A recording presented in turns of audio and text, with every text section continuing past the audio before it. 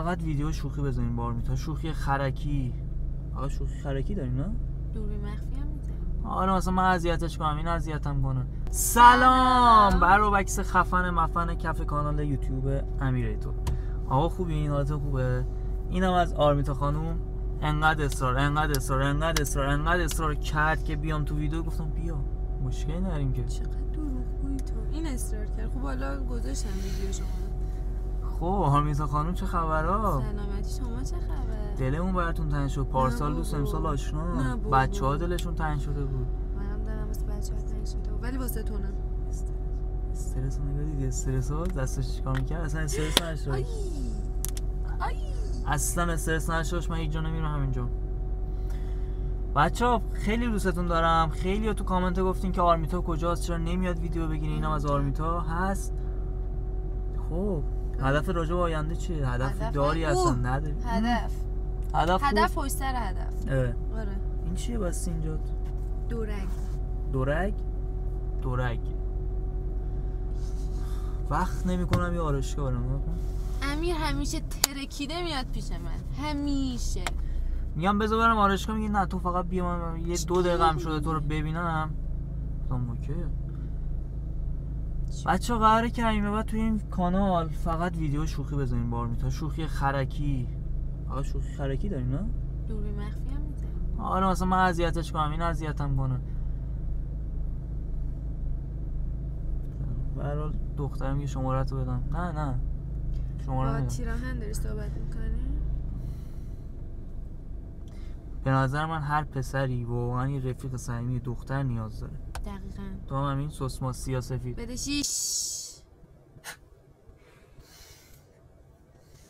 دندونا رو نگاه. دندونا رو بچه‌ها ریمووش کردم. دوشنبه سه‌شنبه میرم دوباره لامینیت کامپوزیت جدید میذارم. چرا لامینیت نمیذاری؟ خیلی میترسم. حالا فیلم ریموو کردنش که اصلا درد نداره براتون میذارم ببینید. اصلا نترسی، هیچ استرسی هم نداشته باش. آفرین. دندون پزشکی آبرومون رو نبری. بفرمایید خانم دکتر بفرمایید. سر کننده است. نمیخواد آمپول. سر. اصلا فوبیای آمپول، استرس، درد. بگی سر کننده زدم. آره. واقعا؟ یه وحشی بازی دارم پشماتون بریزه. پیمان که فقطش بالا سر میخنده. دماغم فکر می‌کنم برچه من عمل نمی‌کنم. پرنسس امیر تدا. برو دردایی که ما کشیدیم. توی آمپول می‌تونی. نه ولی چیزه، من حتی دماغم به خاطر ترس و استرس دیدم دماغم تا الان عمل نکردم. هی میرم عمل کنم هی پشیمون میشم. هی میگم عمل کنم دوستان. خیلی استرس داره دماغ، نمیدونم چرا. بعد از هر کی هم میپرسم میگه درد نداره. بعد من راضی میشم، اینم از یکی میرسم میگه عمل کردی راضی بودی، گفت اصلا عمل نکن درد داره. بعد دوباره پشیمون میشم. نه درد نداره. البته واسه شما که الان پرنسس بود داره در میاد خیلی درد داره. چی دسته تاتوه؟ این نه این کشه. نه این نه نقاشی تاتو داره. خود کار. خب چه خبره؟ این چند وقت کجا بودی؟ چیکار میکردی؟ چیکار نمیکردی؟ به زندگی میرسیدم. آرامش روان. همین شد که من نه عمل دماغ میکنم. اینو امیر زشته خانم. وای این چیه عمل نگامون نکنین. امیر برای همینه که من دماغم پس عمل نکردم، چون واقعا مثلا فوبیا دارم. مثلا میدونی یکی از یه چیز فوبیا داره، من همین. خب بگو ببینم چیو؟ چرا همه دارن میان کنار ما؟ بیان وایسن جای پارک زمین خداست. تو چیکار کردی این چند وقت؟ من که چی رفتم درگیر دانشگاه بودم. درس خونه ها میبینی؟ درگیر دانشگاه بودم. بعد رفتیم سراغ خونه، دنبال خونه بودیم. خونه چی شد؟ خونه با امیر گرفتیم. به من نمیخوای دعوت کنیم؟ نه متاسفانه. نه اینم شیرینی خونه جدیدمونه. امیر نه دعوتتون مایزم. اساس کشی کردیم اون شب گرفت. شما برای لازم میشه. هزینه شده. شیرینی خونم بهتون میدم. بعد به من شیرینی نمیده، میخواد به شما بده. نه به شما میدم. به من میدی؟ به بچه‌ها که نمیتونی شیرینی بدی. تولدم هم نزدیکه. شما میشناسمتون. شیرینی میدم. بعد اینکه تاریخشو بهت میگم. دو روز قبلش میای اساس کشی کمک میکنی، یخچال جابجا کنی، فلان کنی، بیسار کنی. من یخچال جابجا کنم؟ آره چی میشه مگه؟ علنگوهاتون میشکنه؟ به خونتون سرختره، رنگی‌تره، یه چیزی هست. اول یاد بگیر بعدم بگو. مهم نیت. نه جدی بیا اساسی چی کمک کن. تنهایی که نمیتونم یخچال بلند کنم. خب یخچال بلند نکن. لباسشویی بلند کنی؟ اونم نکن. خونه هم که اوکی شد. بعد ولاگ خونه هم میذارم براتون. منم میرم. میتونینم بیاد حالا. نهش بگم. تو هم بیا خونمون. ویدیو بگیریم، شوخی‌های خرکی. خواب ببین من تو خوابم اذیتم نکن. بی سوسک بندازی بالا سرم، آب بریز رو سرم، اونجا همونجا یه دونه چک میذارم به خودم. بزن. بیدار موندم میتونی اذیتم کنی. ولی خونه خیلی باحال خودش. خیلی ویوش باحاله. بعد چه خونه اینقدر تعریف میکنه همه دوست دارن بدونن که چه خونه‌ای گرفتن. خیلی باحال خونه.